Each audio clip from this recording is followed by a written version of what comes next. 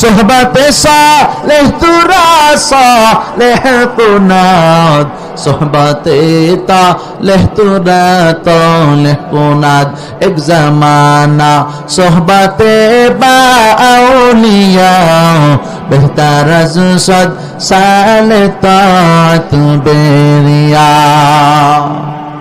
বেরাবার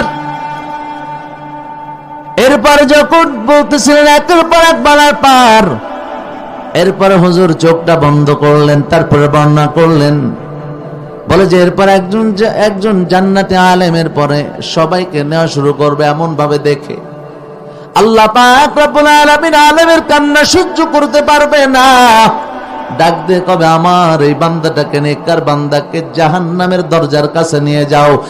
এই আলেম যাদেরকে চেনে আর যারা এই আলেমকে চেনে, যাদেরকে বের করতে চায়, আল্লাহ কবে যে সবাইকে সহ জান্নাতে দিয়ে দাও। জোরে কোন সুবহানাল্লাহ।